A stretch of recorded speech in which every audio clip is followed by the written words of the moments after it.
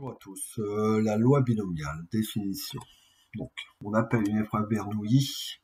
C'est une épreuve qui comporte deux issues, un succès ou un échec, avec une probabilité P du succès. Eh bien, la loi binomiale, c'est l'enchaînement de ce schéma de Bernoulli. Donc, on va répéter plusieurs fois le schéma, l'épreuve de Bernoulli.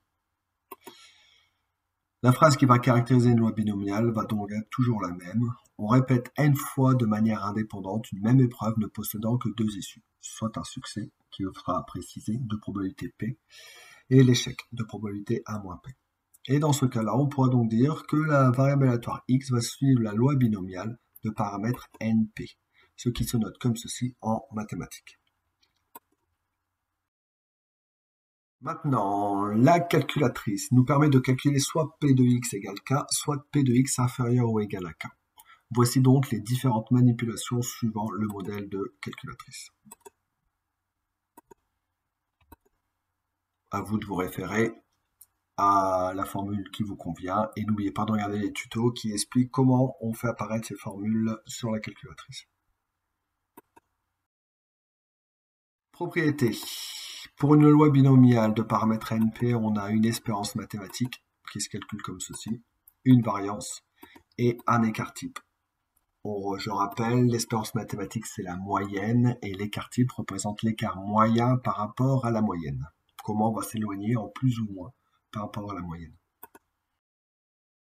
Un exemple, on prend le fait de lancer un dé à 6 faces.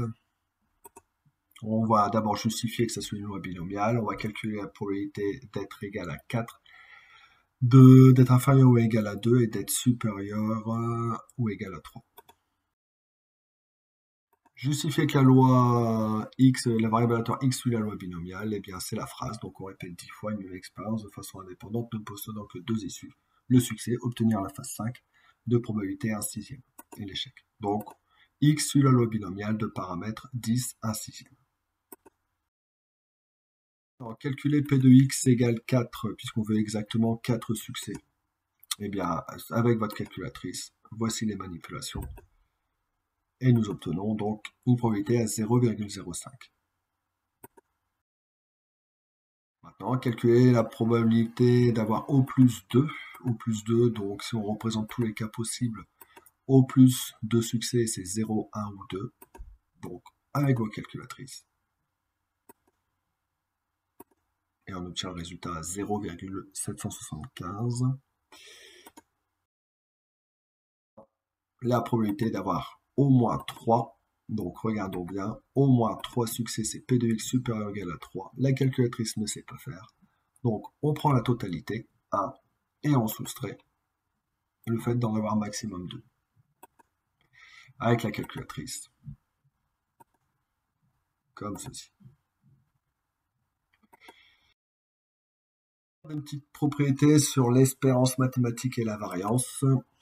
Si on a deux variables, voici deux propriétés sur l'espérance, deux autres, et sur la variable, sur la variance aussi. Et enfin, nous avons aussi ces deux propriétés.